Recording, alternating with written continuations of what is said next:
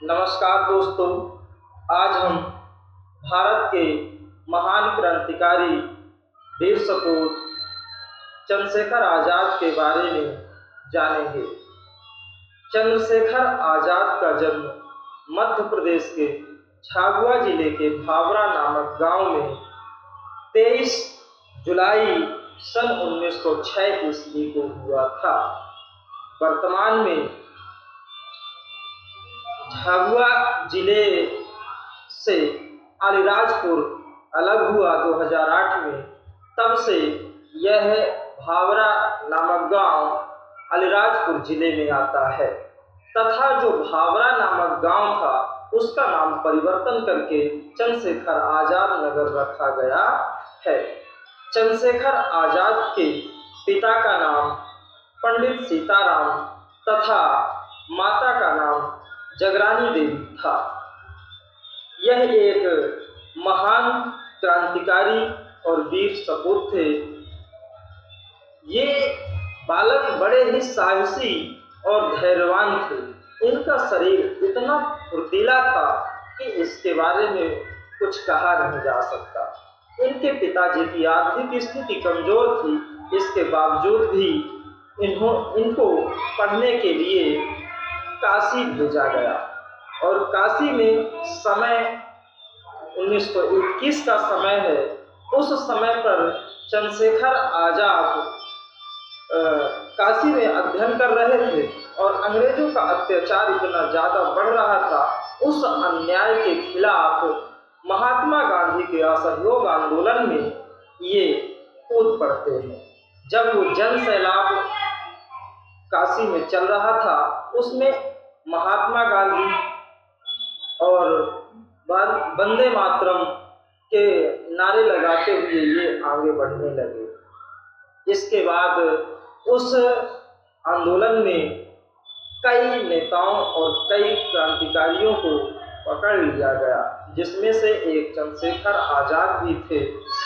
चंद्रशेखर आज़ाद को पकड़ करके और जब इन्हें ले जाया गया, इसके बाद चंद्रशेखर आज़ाद को जब जिलाधीश के यहाँ उपस्थित किया गया तो चंद्रशेखर आज़ाद का नाम पूछा जाता है तो वे बड़े साहस के साथ अपना नाम आज़ाद बताते हैं। पिता का नाम पूछे जाने पर इन्होंने अपने पिता का नाम स्वाधीन बताया तथा जब इनसे तीसरा प्रश्न किया गया कि आपका घर कहाँ है तो इन्होंने बड़े साहस के साथ उत्तर दिया कि जेल खाना मेरा घर है।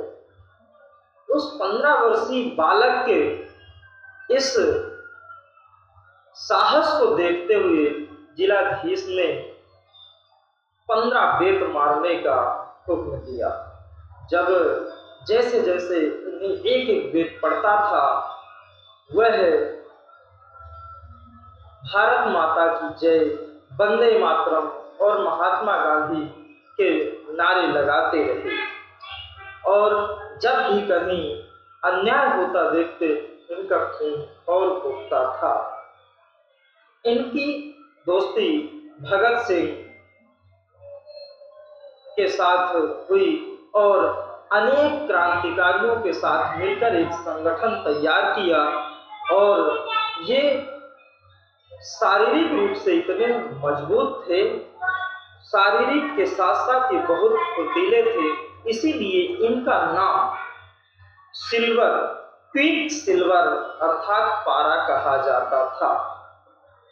सन 9 अगस्त सन 1925 ईस्वी को काकोरी कांड होता है, जिसमें प्रमुख रूप से राम प्रसाद बिस्मिल, ठाकुर रोशन सिंह, अशफाक उल्ला खां, राजेंद्र लहड़ी, चंद्रशेखर आज़ाद रहते हैं।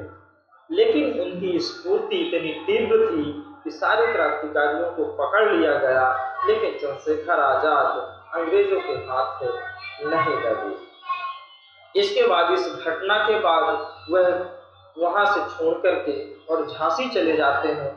झांसी में अपना भेष बदलकर रहने लगते हैं।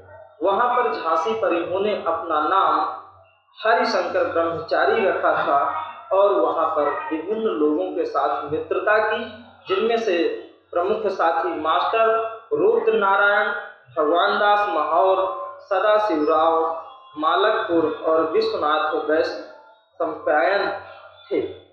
झांसी पे ये रहने लगे और झांसी पे रहते हुए एक छोटे से स्थान पर इनको रहना पड़ता था और यहाँ पर इन्होंने बहुत ही आर्थिक कठिनाइयों का सामना करना पड़ा। कभी कभी तो ऐसी समस्या आती थी कि इन्हें खाने के लिए कभी एक टाइम चना चावले और चना चवेले चाप करके रह जाते थे, कभी तो केवल और केवल पानी पी करके अपनी भूख मिटानी पड़ती थी। लेकिन ये एक महान क्रांतिकारी थे और इनके ईमानदारी का कूट भरा हुआ था।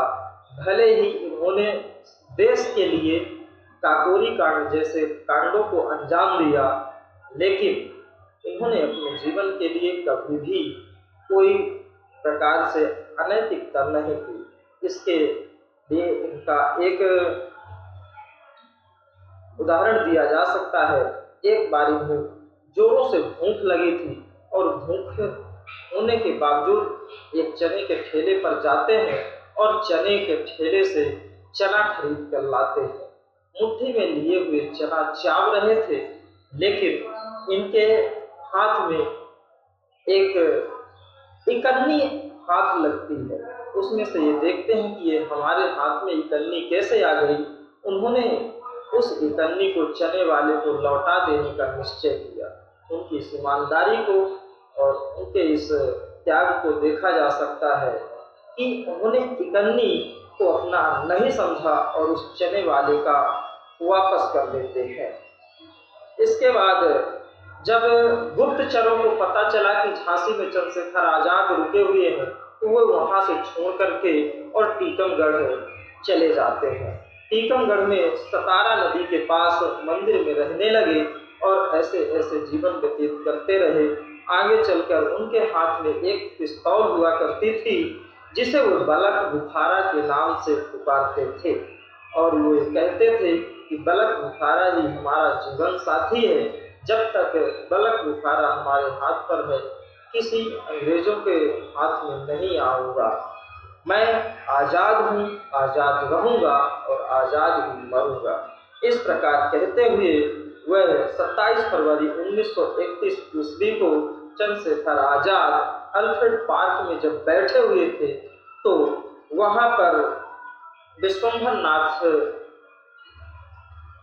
नामक एक पुलिस अधिकारी चंद्रशेखर आजाद को पहचान लेता है और चारों तरफ से आकर के अल्फ्रेड पार्क पर गोलियां बरसाई जाती है, जिसमें 27 फरवरी 1931 ईस्वी को लड़ाई लड़ते हुए चंद्रशेखर आजाद वहां पर जब उनके पिस्तौल यानी बलक बुखारा पे एक गोली बजती है, तो अपनी कनपटी पर लगा करके और शहीद हो जाते हैं। आगे उस अल्फ्रेड पार्क को शहीद पार्क के नाम से भी घोषित किया गया। इस प्रकार हम चंद्रशेखर आजाद के बारे